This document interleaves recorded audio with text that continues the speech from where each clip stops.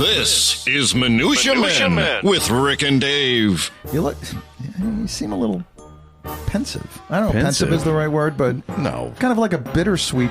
There's like a bittersweet feeling toward you. Well, it is the... I see. Hold on. Let me check your aura. Okay. I feel it, and I'm closing my eyes for those of you. Conflict. I feel... No, not really. Okay. No, as a matter of fact, tomorrow night, Dave, so we're recording this on Tuesday. Right. Wednesday night, 7 or 8 of us are making 250 pounds of sausage. Okay. For the very final Green-White Schlachtfest. Okay, so what did you say? Is it making sausage? Is that what you said? Yeah. That's not a euphemism. It's not a euphemism. Okay. We're literally making 250 pounds of Hungarian sausages. Okay. For a German club doing Hungarian. Well, they're German-Hungarian. You know, in those days, a lot of these people grew up in Hungary and Yugoslavia and Romania when it was all they were all German-speaking at one point. Okay. I don't know if you followed the history, but the Germans owned quite a bit of that part of the world. And it wasn't even good enough for them. More. We want more. Anyway, it's the last Schlachtfest, so this is say a prayer. So this is the final tour. It's the final tour, and it's not going to be like the Who final tour. It's like this is it, because this is the 70th anniversary of our soccer club, Green-White Soccer Club, 70 years. So take me through. And I don't want this to be the entire show. Yeah, please. Take me through. How do you 250 pounds of sausage? Yeah. Between 8 people. Yeah. So that's like you're going to be responsible for basically 30 pounds of sausage per person. Well, we've only got 2 grinders. Okay. 2 meat grinders. Okay. But Again, there's so many jobs involved. I mean, you've got the guy who mixes it. So he takes bin. the big ground. He takes the ground pork and he mixes it with, I can't tell you the ingredients. I have to kill you. Actually, I think you could tell. Yeah, no, I'm not going to. Okay. Mixes the ingredients. No cinnamon. God, that's the stupidest thing I've ever said. Mixes the ingredients together. Cumin? All right. That's one guy. He's the mixer. Okay. Right? Who's going to get that job? It's usually me. Okay, you're the mixer guy. Yeah, I'm usually the mixer. Is that from your Brown's chicken experience that you had as the second breader? I'm not going to listen to you besmirch me.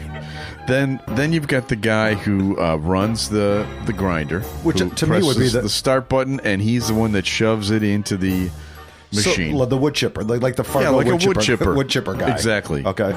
Then you've got the guy who catches the meat into the tubing, into the intestines, yes. So is the little spout from the grinder. Yeah. So is it like a condom you're basically putting? Yeah, it looks just like a condom. Okay.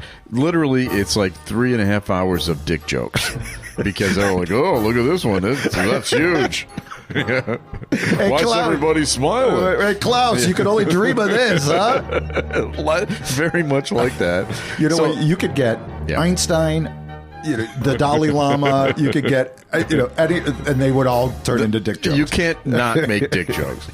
So there's that. Yeah. All right. There's the catcher. Okay. There's the pusher. Okay. There's the mixer. Okay. Then there's the guy who twists the meat. The twister into like sausage links. Okay.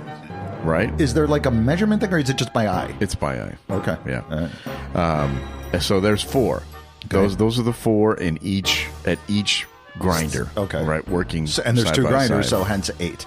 Right. All right. So you're going to be the mixer guy. I'm the mixer guy for one of the grinders. Okay. There's a mixer guy for the other grinder. Are both grinders the same? Like when I was at Kinko's, the 9500 was much better than the 8200. Between you and me, lefty. One of them's a lot better than the other. And that's the one you're going to be on, right? I'm the president of the club. I get to pick. I got dibs on lefty. Yeah, I'm the president. I get to do whatever the hell I want. All right. Well, I have tasted your sausage. Yep.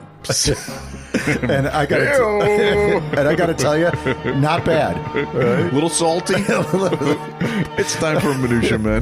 The following is a Tony Lasano podcast, an Opie production on the Radio Misfits Podcast Network. This is Minutia Men with Rick and Dave. So it's the last one, right? This is the last Schlockfest? Yeah, it's the last Schlockfest. Are you feeling afterwards? Is it going to be kind of, I don't know, melancholy afterwards? It's a lot of work. I'll be honest with you. How long is this going to take? The making of the sausage, it's going to take hours. It's going to take 3-4 hours.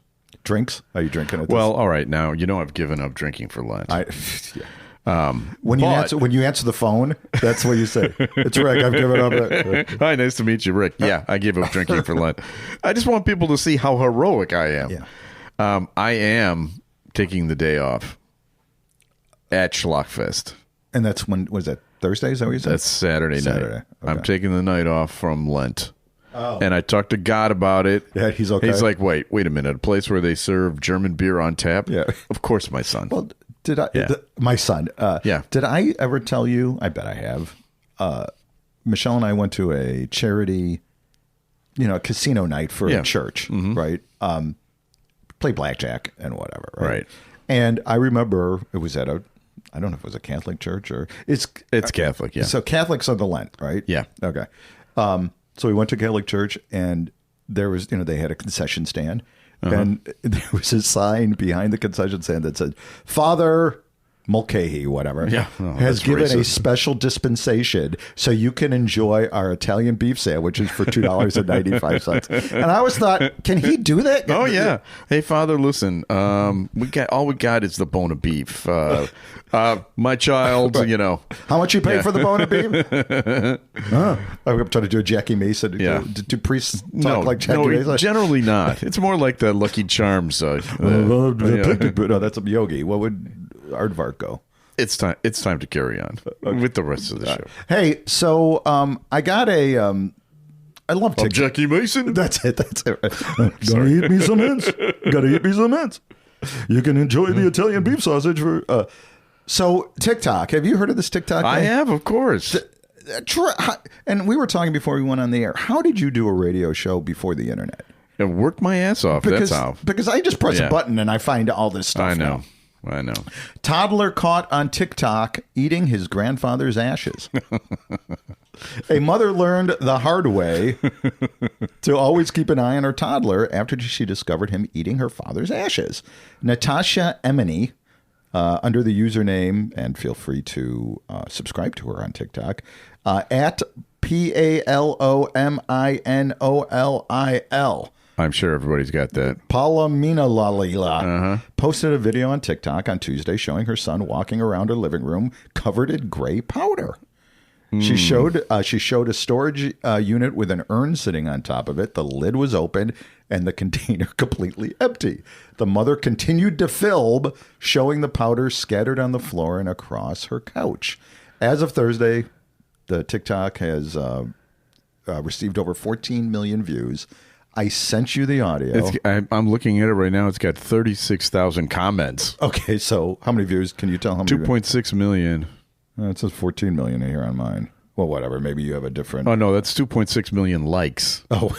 46.1 million views. Okay. All right. So it went up to whatever, 32 million since like yesterday. Okay. All right. So I sent you the TikTok, won't you? Yep. Here we go. Oh, my God. When your son eats your dad, his ashes. My son has eaten my dad's ashes. Oh. It's good fiber, I would imagine. God, that's terrible. This isn't the first time a mother has ended up in this woman's situation. And also on TikTok, Monica Long posted a video on TikTok about two toddlers also eating her father's ashes. Now, I had twins, so I can. They could share. They could share. The boys got pawpaw, she said, referring to her two toddlers. They got him and they dumped him all over the carpet, and I didn't realize it was pawpaw, and I vacuumed him up. So there you go. Hey, I got a Minutia Men quiz. You got the jingle? Oh, I mentioned the jingle before. You did, but I assumed that was part of the next bit because you generally don't get two clips for one bit. You got the jingle? No, I don't. Okay. I can't discuss it amongst yourselves. So what is the sauce? It's pork. Yeah. It's where do you get the meat? No, I can't tell you that either. That's all right. It's time for this. Time now for a Minutia Men Minutia quiz. All right. I have a list here of the top 8 places people in Chicago scatter ashes. Oh, okay. So let me see if you can. Well, I don't expect you to name all 8, but See what Wrigley Field. Yeah, number one. Yeah. So many fans have tried to scatter ashes on the field that security now routinely checks for urns. Yeah, remember we went with Andy Aylesworth, and he scattered his. And can we say this? Well, I mean, Andy, Andy Hohukampich. Yeah, exactly. Who does not live in Massachusetts? And is not a teacher at. No, yeah. He brought a little bit and spread some of his mom and the.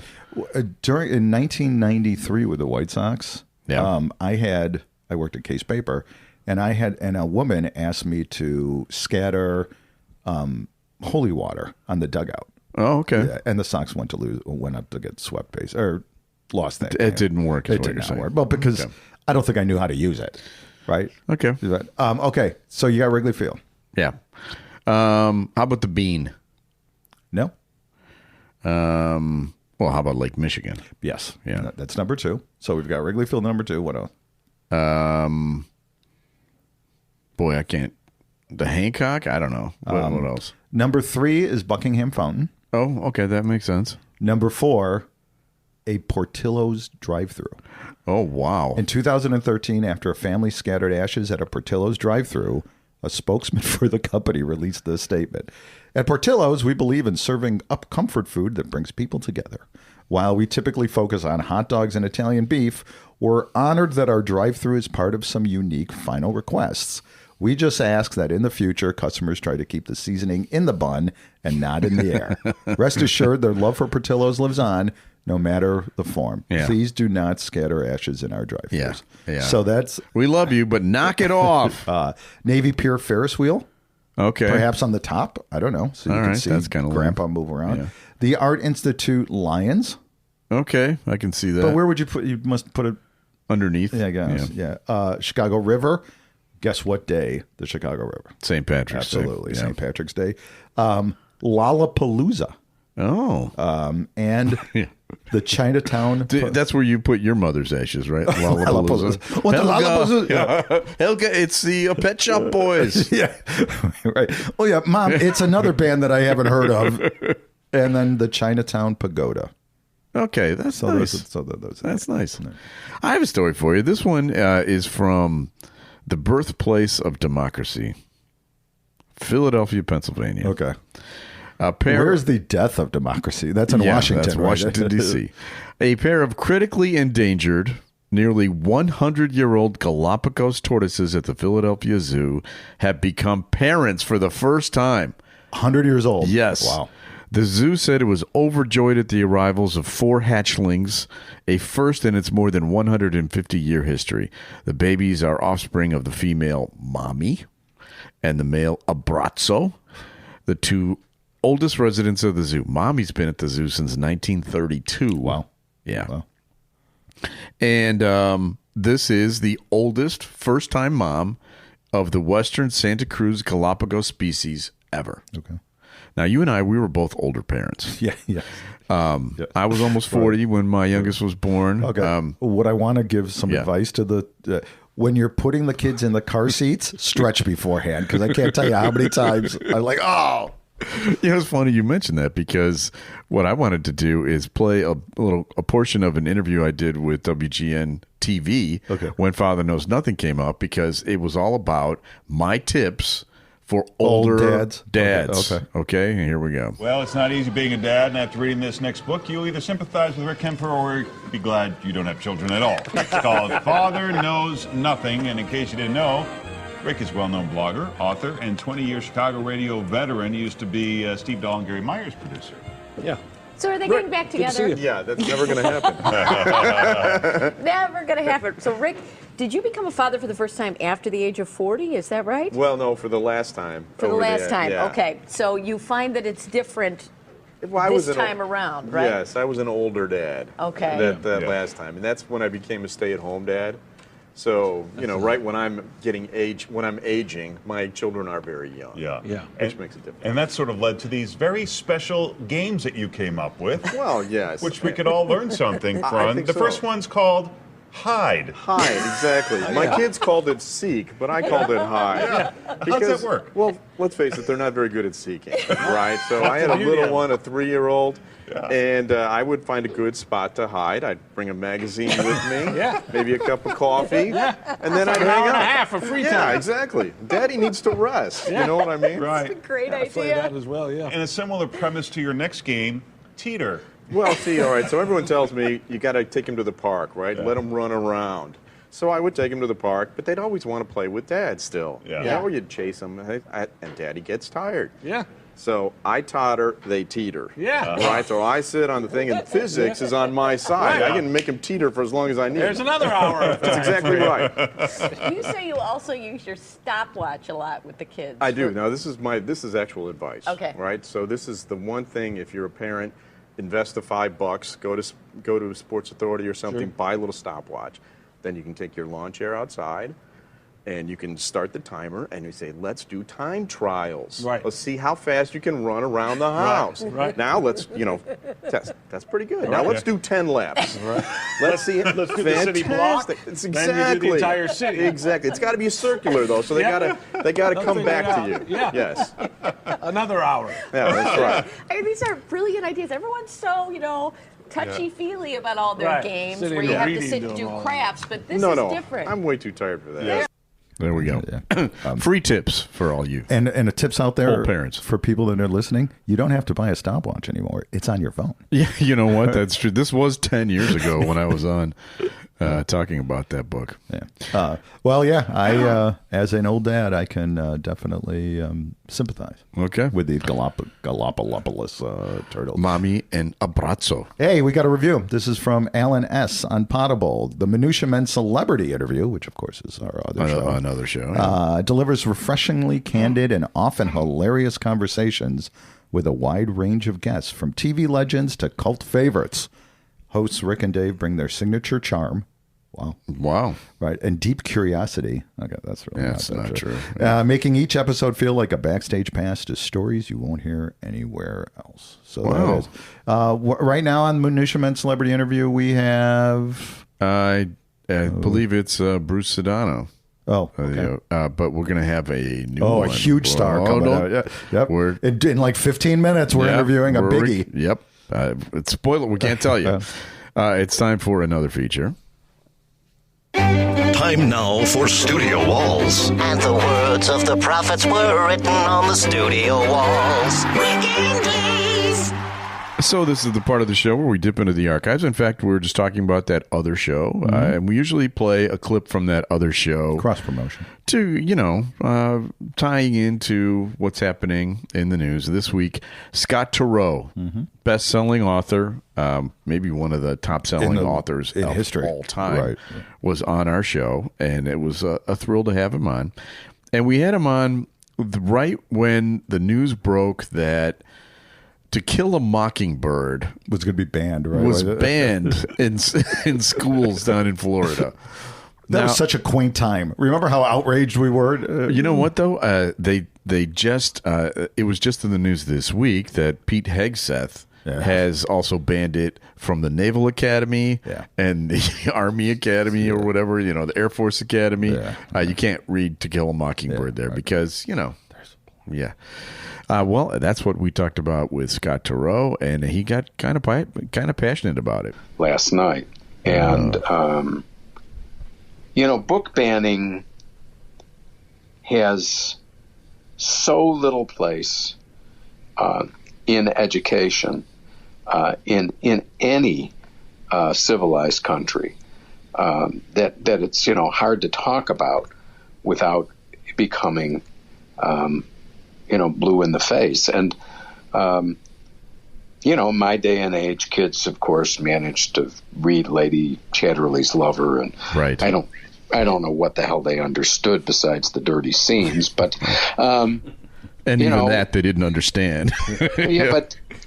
But it was going to happen anyway. Yeah. And, I don't even know what's objectionable in To Kill a Mockingbird.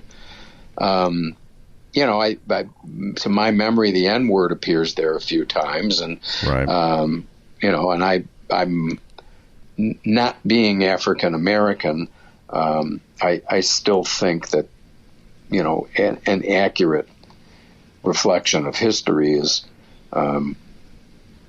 it is a meritorious goal. I think that's the objection, is that it makes white people feel uncomfortable about the fact that they were not so nice. Well, I which is a terrible reason to not read it. I would like to point out that at the time the book was published, there were not a lot of voices ringing out saying, this isn't what the South is like. Right. And of course, there are a lot of very honorable white people in that novel, starting with Scout herself and her father, Atticus. Yeah. So that's bullshit. Yep. And the fact that that white people are uncomfortable with what was done in this country, and it's still done, frankly, to people of color, that's crap. Yeah. It is. Thank you, Scott Turow. We should have Scott Turow on every week now to have him get his views on what's going on. Yeah. On a lighter note, Patti LaBelle. You a big Patti LaBelle fan? Of course. Yeah. Lady Marmalade. That was when we were in sixth Hey, grade. sister, soul sister. Yeah. Dude, do Patti LaBelle as Kermit. No, do Kermit doing Patti LaBelle. Doing Henry Kissinger. I cannot do it. Okay. Well, Patti LaBelle Yeah. and Elton John have had a little problem. I did not hear this. Patti LaBelle says Elton John never returned her Tupperware. Oh. I know. Patti LaBelle and Elton John have quite the history together. Wow, this is diva on diva crime. He first backed her on piano when he was in Bluesology, years before he became Elton John. This is when he was whatever his other Reginald name. Dwight. Yeah, Reginald Dwight, right? So they had a connection. And LaBelle recently, on an appearance on Sherry, which I don't know what Sherry, it's a podcast or something, explaining that it occurred when she was performing in London in the 60s with Bluesology as her backing band. She invited the musicians over to her place to play cards, including a young John, who, as you mentioned, was still named Reginald Dwight. Well, they played poker or cards, and she cleaned them out. Cleaned everybody out, the entire band. So but she kind of felt bad. So she made them some food, and she put it in Tupperware, and she... You know, boys, you have a good time, right? Yeah. But she stressed that she wanted the Tupperware back because Tupperware expensive. In her, and this is her quote: "My Tupperware is very important to me. I don't give it out without assurances that I'm gonna get it back." Right. Well, Elton never gave it back. Don't go breaking my heart. Oh, not bad. So. Never delivered, at least not the Tupperware. Now, this does have kind of a happy ending. During a joint performance many years past, because they did a song together, didn't they? I don't remember. Your Song. They did? Well, hold on. He did, however, make it up to LaBelle years later when the two collaborated on LaBelle's 2005 cover of Your Song for her Classic Moments album. So they were doing a joint performance, and John was at the piano, and he took one of his rings off, and he put it on top of the piano. When we finished, I said, "Elton, you forgot your ring." And he said, "That's your Tupperware." So he gave a ring. Because she had been bitching about the Tupperware. Probably leaving messages Hello, over and over. Elton, yes, Patty again. Listen, right. Son of a bitch. It's been 28 years. Yeah, right. So there you go. So I have a story, and I know you have a story, which I'm going to ask about. Okay. I have a kind of a reverse story. I was at a blues bar. This is like early 90s, and I needed to make a phone call. Remember, you didn't have cell phones then. And right. I probably needed to call my mom to see how her diverticulitis was or whatever. Something important. And I didn't have any change. So I turned to the guy next to me, and I go, "Excuse me, do you have, was it a quarter or 50 cents or whatever? Do you need, I got to call my mommy." You know, right? And he goes, "Yeah, here you go." And he gave it to, and then I'm like, "Holy shit, that's John Cusack." Oh, for real? Yeah, it was John Cusack. He gave me 50 cents to make a phone call. Huh. I have never repaid him for the 50 cents. So if I know where he lives. Is it on the? But would you like the address? So he's going to make he's going to make sausage. Yeah, with you, right? he's one of the guys. Yeah. Is he a mixer or a catcher? What is he? So anybody out there, have John give us a call because I'll even give him interest. Really? Yeah. And you better do it quick before the stock market implodes in that 50 cents. Yeah, that offer has a limited time. Now, from what I understand or remembrance, you lent somebody something. I did to an unknown youngster who turned out to be a. So, all right, I'll tell you the story. When my kids were in Scouts, my two older sons, Tommy and Johnny, they were in a troop here locally in the Chicago suburbs, and one of the kids was becoming an Eagle Scout. And if you have kids that are in Scouts, you know that everyone in the troop helps out on the Eagle Scout project. It's a community. It takes a village. It takes a village. Right. So we got a call from this kid, which I'm sure this kid loves that book too. It takes a village. Asking our sons to help, and they did. And my wife Bridget went also, and we brought supplies, including a cooler. Okay. And a clamp of some kind. Okay. One of Bridget's tools. I don't really know. I don't know what it is. Every time I tell this story, she goes, "It's a blah, blah, blah." I'm like, oh, whatever. It's a pinch and cock plant. It's some sort of a clamp. Tool of some kind. Right. Anyway. Is it a plussy screwdriver or a minusy screwdriver? I have no idea. So they left after the thing, and then the next day they realized they didn't have their cooler or their clamp, and so they called this person up and said, "Will you please return it?" And he said, "Okay." Did not return it. Okay. And Bridget, of course, being Bridget, called his mother. And his mother called said, Patty LaBelle too, I think. And his mother said, "Okay, no problem. We'll return it." Did not return it. And that kid's name is Charlie Kirk. And he is now in charge of Turning Points USA, and he has my cooler. He's a right wing freak. I think he just got put on the board of directors of the Naval Academy or something. But he's got my cooler, and he's got Bridget's clamp. Right, that's of some kind. kind. Right. So anyway, yes, that's true. All right. So that was a kind of a turning point in your life. Turning Point USA. Really. I have a story for you. Now, I could just see him with his. Does he kind of have like a little bit of an Adolf Hitler haircut? Doesn't he? He's got a very large forehead. Okay. That's what I remember about him. Was he a good scout? Do you remember? I remember, and I probably shouldn't say this about a young lad, but he's in his 30s now or something, or early 30s. I never liked him. Never liked him. Yeah. And the sad thing is, at the church where these guys all got their Eagle Scout, the name listed directly below him is Johnny Kempfer. Okay, so we're kind of associated for life, which just kills me. It kills me. All right. What kind of cooler was it? Like a nice cooler? It was a nice cooler. In the recent presidential those election, people just keep taking. Yeah, as long as we're on politics, so let's keep it in politics. In the recent presidential election, Generation Z famously voted for Donald Trump overwhelmingly. Yeah. He won men of that age by over 20%. Mm-hmm. Now, you may have wondered what it would take to get through to these guys, right? And let them know what a bad choice they made. They didn't flinch when people were yanked off the street and sent to El Salvador prisons without due process. Yeah, right. Well, they didn't flinch. They had a tattoo, Rick. Exactly. They didn't flinch when Doge fired hundreds of thousands of government workers illegally. Did not flinch. Yeah. They didn't even care about the tariffs causing mayhem in the stock market, at least not at first. Yeah. But this week, there was news that really got their attention. Nintendo fans erupted in frustration Friday after the company announced it would delay pre-orders to the highly anticipated Switch 2 console in the United States, and they specifically cited Donald Trump's tariffs as the reason. Set to launch globally on June 5th, the Switch 2 now carries a $449 price tag, already higher than most fans. They were already upset about that price. But now U.S. gamers won't be able to pre-order the event or the device, which scheduled for April 9th. The company is reevaluating their pricing amid rising imports costs, and they are pissed. Yeah, right. Yeah. They're pissed. Yeah.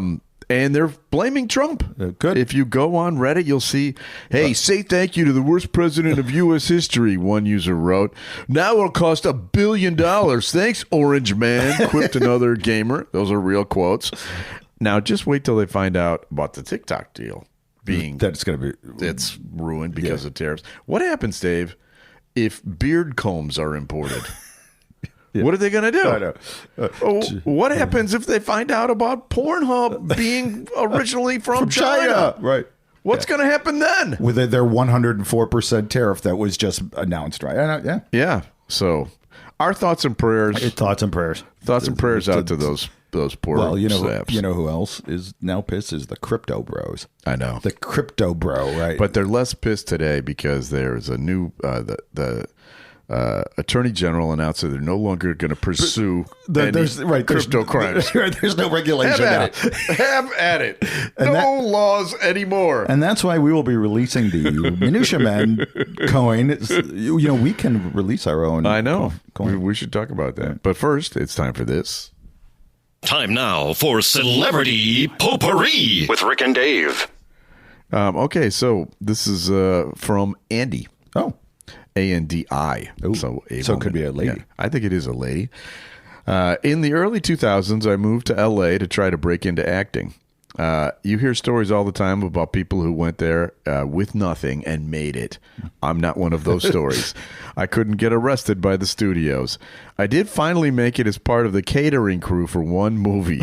It was called Lost City Raiders, and it starred James Brolin. Oh, James Brolin. Good looking man. That's right. I met James Brolin. Barbara Streisand's. Don't. Okay. Sorry.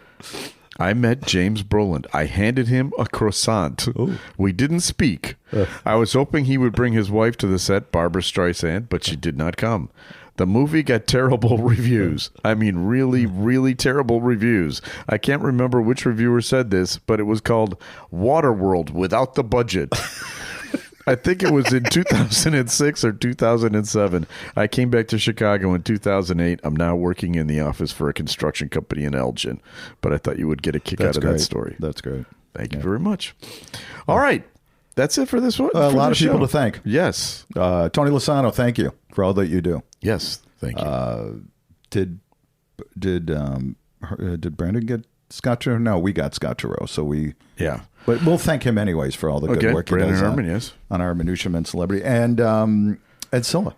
The Radio Misfits Podcast Network. Right. And Talk Radio isn't dead, Rick. That's right. It's just moved to a better place. And next week, we'll be back with another episode of Minutia Men. The proceeding was a presentation of the Radio Misfits Podcast Network. Find our other great shows on iTunes, Stitcher Radio, and at RadioMisfits.com. Thank you. Thank you. Thank you. This has been a presentation of Opie Productions. Tony, can you shut up?